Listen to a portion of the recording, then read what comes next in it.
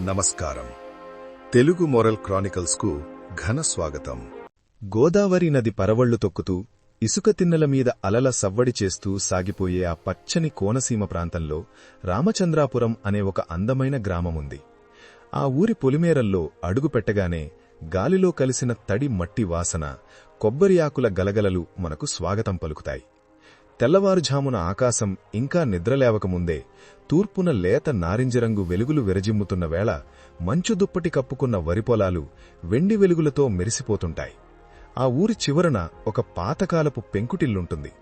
ఆ ఇంటి గోడలు మట్టితో కట్టినవి అయినా ఎన్నో తరాల జ్ఞాపకాలను తనలో దాచుకుని ఎంతో బలంగా నిలబడ్డాయి.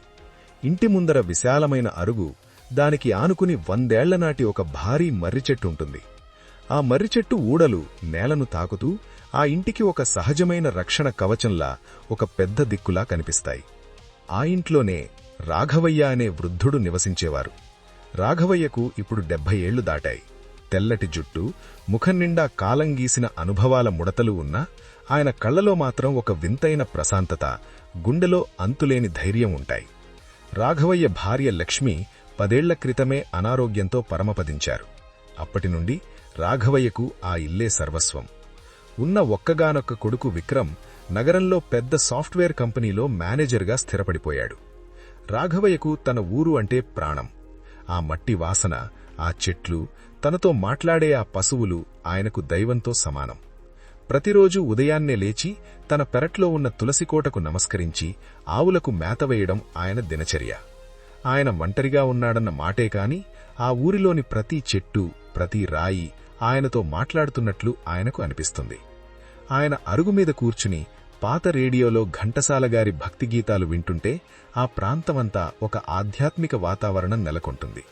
సాయంత్రం వేళల్లో ఆ మర్రిచెట్టు కింద కూర్చుని గోదావరి నుంచి వచ్చే చల్లని గాలిని ఆస్వాదిస్తూ గడిచిన కాలకు జ్ఞాపకాల్లో మునిగిపోవడం ఆయనకు ఎంతో ఇష్టం. రాఘవయ్య జీవితం ఒక ప్రశాంతమైన నదిలా సాగుతుండగా ఒకరోజు ఆ ఊరికి కిరణ్ అనే యువకుడు వచ్చాడు.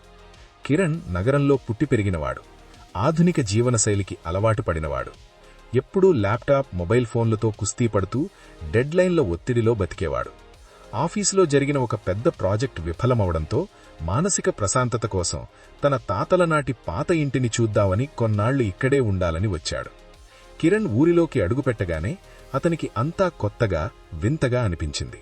రోడ్లమీద తిరిగే ఆవులు, బృదగా ఉన్న దారులు, ఎక్కడ చూసినా పచ్చదనం చూసి ఇక్కడ మనుషులు ఎలా బతుకుతున్నారు అని అసహ్యించుకున్నాడు. తన ఐఫోన్లో సిగ్నల్ రాకపోయేసరికి చిరాకు పడుతూ ఈ ఊరిని ఎవరు కనిపెట్టారు అంటూ తిట్టుకునేవాడు. ఒక సాయంత్రం వేళ రాఘవయ్య తన మర్రిచెట్టు కింద కూర్చుని సూర్యాస్తమయాన్ని చూస్తున్నారు. కిరణ్ తన ఫోన్ను గాలిలో ఊపుతూ సిగ్నల్ కోసం అటుగా వెళ్తుంటే రాఘవయ్య నవ్వుతూ పలకరించారు. ఏంటి బాబూ, ఈ ఊరి గాలిలో లేని సిగ్నల్ నీ ఆ ప్లాస్టిక్ డబ్బాలో వెతుకుతున్నావా అని చమత్కరించారు.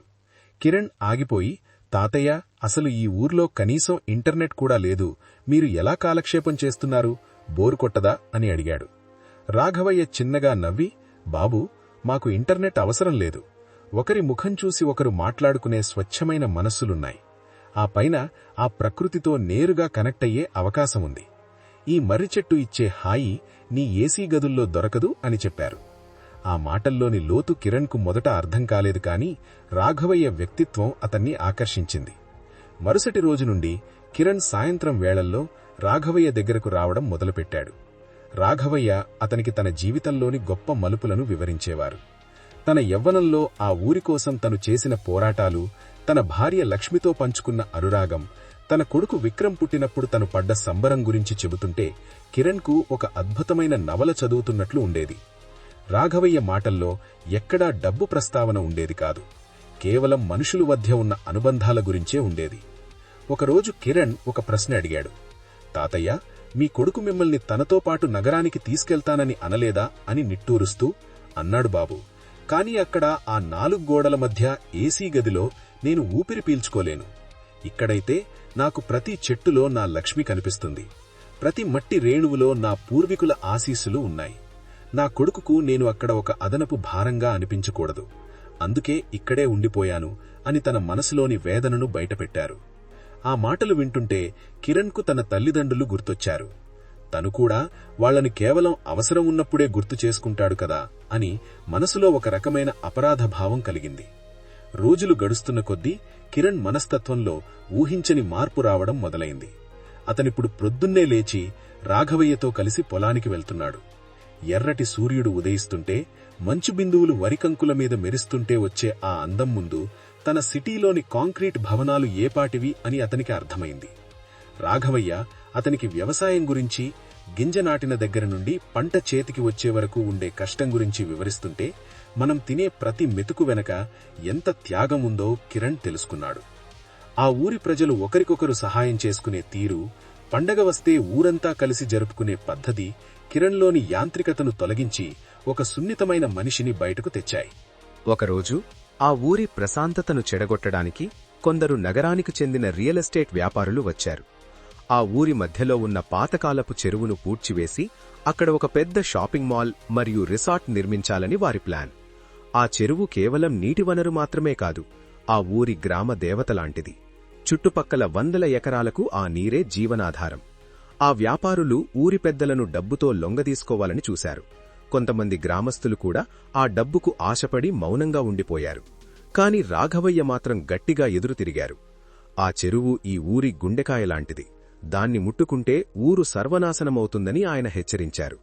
ఆ వ్యాపారులు రాఘవయ్యను భయపెట్టాలని చూశారు, కాని ఆయన లొంగలేదు. కిరణ్ ఇదంతా గమనిస్తూనే ఉన్నాడు. రాఘవయ్యలో ఉన్న ఆ ధైర్యం చూసి అతనికి రోమాంచితం కలిగింది. కిరణ్ తన నాలెడ్జ్ ఉపయోగించి ఆ చెరువు చరిత్రను, అది అంతమైతే జరగబోయే ప్రకృతి నష్టాన్ని వివరిస్తూ సోషల్ మీడియాలో ఒక పెద్ద ఉద్యమాన్ని మొదలుపెట్టాడు. ఊరి యువకులందర్నీ ఏకం చేశాడు. చివరికి ప్రభుత్వం స్పందించి ఆ ప్రాజెక్టును రద్దు చేసింది. ఆ రోజు ఊరంతా పండగలా చేసుకున్నారు. రాఘవయ్య కిరణ్ను దగ్గరకు తీసుకుని, నాయనా, నువ్వు ఈ ఊరి బిడ్డవయ్యావు అని దీవించారు. ఆ సమయంలో రాఘవయ్య కళ్లల్లో కనిపించిన ఆనందం కిరణ్ జీవితంలో ఎప్పుడూ చూడలేదు. అయితే సంతోషం ఎంతో కాలం నిలవలేదు. రాఘవయ్య కొడుకు విక్రమ్ అకస్మాత్తుగా ఊరికి వచ్చాడు. విక్రమ్ రావడమే రాగానే తన తండ్రి మీద కేకలు వేశాడు. ఈ వయసులో నీకు ఈ రాజకీయాలు, ఈ గొడవలెందుకు? ఆ రియల్ ఎస్టేట్ వాళ్లకు మన ఇల్లు కూడా అమ్మేస్తే మనకు కోట్లు వస్తాయి. ఆ డబ్బుతో నువ్వు నాతో పాటు నగరానికి వచ్చేయవచ్చు అని గట్టిగా వాదించాడు. రాఘవయ్య కన్నీరు పెట్టుకున్నారు. నాయనా, ఈ ఇల్లు, ఈ భూమి నా ఆస్తి కాదురా, ఇది నా ప్రాణం. మీ అమ్మ ఇక్కడే ఆఖరి శ్వాస వదిలింది. ఆమె జ్ఞాపకాలు ఈ గోడల్లో ఉన్నాయి అని వేడుకున్నారు. కాని విక్రమ్ వినలేదు. అతనికి జ్ఞాపకాల కంటే బ్యాంక్ బ్యాలెన్స్ మాత్రమే కనిపిస్తోంది. విక్రమ్ తన తండ్రిని ఎంతలా వేధిస్తున్నాడో చూసిన కిరణ్కు చాలా బాధ వేసింది. కిరణ్తో కూడా గొడవపడ్డాడు. నా కుటుంబ విషయాల్లో నువ్వు జోక్యం చేసుకోవద్దు అని హెచ్చరించాడు. ఒక రాత్రి విక్రమ్ తండ్రితో ఘోరంగా గొడవపడి, నువ్వు సంతకం చేయకపోతే నేను నీ మొహం చూడను, ఇక నీకు కొడుకు లేడనుకో అని బెదిరించాడు. ఆ మాట విన్న రాఘవయ్య గుండె ముక్కలైనట్లయింది. ఆయన ఒక్కసారిగా కుప్పకూలిపోయారు. విక్రమ్ కంగారుపడి ఏం చెయ్యాలో తెలియక నిలబడిపోయాడు. కాని పక్కనే ఉన్న కిరణ్ వెంటనే స్పందించి తన కారులో రాఘవయ్యను తీసుకుని జిల్లా ఆస్పత్రికి పరుగెత్తాడు. దారి పొడవునా రాఘవయ్య చెయ్యి పట్టుకుని, తాతయ్య, మీకు ఏం కాదు, నేనున్నాను అని ధైర్యం చెప్పాడు. డాక్టర్లు ఆపరేషన్ థియేటర్లోకి తీసుకెళ్లారు. విక్రమ్ ఆస్పత్రి వరండాలో తలదించుకుని కూర్చున్నాడు. అప్పుడు కిరణ్ విక్రమ్ దగ్గరకు వెళ్లి, విక్రమ్ గారు, మీరు సంపాదిస్తున్న కోట్లు మీ నాన్నగారి ప్రాణం కాపాడలేవు, కాని ఆయన ఆశీస్సులు మీ జీవితాన్ని కాపాడతాయి. ఆయనకు కావలసింది మీ డబ్బు కాదు, మీ ప్రేమ అని కళ్లకు కట్టినట్లు వివరించాడు. ఆ రాత్రంతా కిరణ్ అక్కడే ఉండి రాఘవయ్య కోసం ప్రార్థించాడు. విక్రమ్లోని అహంకారం మెల్లగా కరిగి నీరైంది. తెల్లవారుజామున రాఘవయ్యకు స్పృహ వచ్చింది. ఆయన కళ్లు తెరిచేసరికి విక్రమ్ ఆయన కాళ్లమీద పడి ఏడుస్తున్నాడు. నాన్నా, నన్ను క్షమించు, నేను మనిషిని కాదు, యంత్రాన్ని అయిపోయాను. నీ విలువ నాకు ఇప్పుడే తెలిసింది. ఈ ఇల్లు అమ్మను, నువ్వు ఎక్కడుంటే నేనక్కడే ఉంటాను అని మాట ఇచ్చాడు. రాఘవయ్య బలహీనమైన చేతులతో కొడుకుతల నిమురుతో సంతోషంగా నవ్వారు. ఆ సన్నివేశం చూసిన కిరణ్ కళ్లు కూడా చెమ్మగిల్లాయి. కొన్ని రోజుల తర్వాత రాఘవయ్య కోలుకుని తన ప్రియమైన రామచంద్రాపురం ఇంటికి చేరుకున్నారు. ఊరి ప్రజలందరూ వచ్చి రాఘవయ్యను పలకరించి వెళ్లారు. విక్రమ్ ఇప్పుడు తన తండ్రికి దగ్గరగా ఉండి సేవలు చేస్తున్నాడు. కిరణ్ కూడా తిరిగి తన సెలవులు ముగించుకుని తిరిగి నగరానికి వెళ్లాల్సిన సమయం వచ్చింది. కాని ఇప్పుడు అతను పాత కిరణ్ కాదు, ప్రకృతిని ప్రేమించే, మనుషులను గౌరవించే ఒక కొత్త మనిషి. రాఘవయ్య కిరణ్ను హత్తుకొని, నాయనా, నువ్వు నా రక్తం కాకపోయినా నా కొడుక్కంటే ఎక్కువే చేశావు. ఈ ఊరు నీకోసం ఎప్పుడూ ఎదురుచూస్తుంది అని చెప్పారు. కిరణ్ వెళ్తూ వెళ్తూ ఆ మర్రి చెట్టుకు నమస్కరించి, తాతయ్య, మళ్లీ త్వరలోనే వస్తాను, మీతో కలిసి ఈ పొలాల్లో మళ్లీ నడుస్తాను అని మాట ఇచ్చాడు. ఆ ఊరి గాలిలో ఒక కొత్త ఆశ, ఆత్మీయత వెల్లివిరిశాయి. మనుషుల మధ్య ఉండే అనుబంధమే అసలైన ఆస్తి అని అందరూ తెలుసుకున్నారు. పల్లెటూరి ప్రశాంతతలో రాఘవయ్య మళ్లీ తన మర్రి చెట్టు కింద కూర్చొని సంతోషంగా ఊపిరి పీల్చుకుంటున్నారు. ఆయన కళ్లల్లో ఇప్పుడు ఎలాంటి దిగులు లేదు. ఎందుకంటే తన కొడుకు తన మనసును అర్థం చేసుకున్నాడు. ఆ గ్రామం మళ్లీ మునిపటి వైభవాన్ని సంతరించుకుంది. పచ్చని చెట్లు, స్వచ్ఛమైన గాలి, అంతకంటే స్వచ్ఛమైన మనుషుల మధ్య రాఘవయ్య జీవితం మళ్లీ చిగురించింది. లోకంలో ఎక్కడెక్కడికో వెతికే సుఖం మన ఇంటి పట్టున, మన తల్లిదండ్రుల పాదాల చెంతే ఉందని కిరణ్ మరియు విక్రమ్ ఇద్దరు గ్రహించారు. కిరణ్ తిరిగి తన నగరానికి వెళ్లినా తన మనసు మాత్రం ఆ కోనసీమ గ్రామంలోనే ఉండిపోయింది. ప్రతివారం రాఘవయ్యకు ఫోన్ చేసి క్షేమ సమాచారాలు అడిగేవాడు. విక్రమ్ కూడా తన తండ్రిని తరచుగా వచ్చి చూస్తూ పల్లెటూరి మమకారాన్ని రుచిచూస్తున్నాడు. మనిషికి ఎన్ని ఆస్తులున్నా, ఎన్ని భౌతిక సుఖాలున్నా చివరికి మిగిలేది మన అనుబంధాలు మరియు మనం పంచుకున్న ప్రేమ మాత్రమే. రాఘవయ్య మర్రి చెట్టు కింద కూర్చుని ఇప్పుడు పాత రేడియోలో పాటలు వింటుంటే ఆ పాటలు మునిపటి కంటే ఇంకా మధురంగా వినిపిస్తున్నాయి. ఎందుకంటే ఆయన మనసు ఇప్పుడు ఎంతో తేలికగా ఉంది. తన కొడుకు ప్రేమను తిరిగి పొందాడు. ఒక మంచి స్నేహితుణ్ణి సంపాదించుకున్నాడు. ఆ గ్రామంలో గాలి ఇప్పుడు మరింత ఆత్మీయంగా వీస్తోంది. ఈ కథ ద్వారా మనం తెలుసుకోవాల్సిన నీతి ఏమిటంటే, ఈ ఉరుకుల పరుగుల జీవితంలో మనం ఎంత సంపాదించినా, ఎంత ఎత్తుకు ఎదిగినా, మనల్ని పెంచి పెద్ద చేసిన తల్లిదండ్రులను, మన మూలాలను ఎన్నటికీ విస్మరించకూడదు. ఆస్తులు, అంతస్తులు ఎప్పుడైనా వస్తాయి. కాని ఆత్మీయమైన అనుబంధాలు ఒక్కసారి చేజారితే మళ్లీ కోట్లు పోసినా తిరిగిరావు. ప్రకృతిని ప్రేమించడం, పెద్దలను గౌరవించడం, తోటి మనుషులకు సాయం చేయడమే మానవ జన్మకు సార్థకత. మనం మన మూలాలను గౌరవించినప్పుడే మన జీవితానికి ఒక అర్థం, పరమార్థం లభిస్తాయి. ఎక్కడ ఉన్నా మనుషులను ప్రేమిద్దాం, మానవత్వాన్ని చాటుదాం.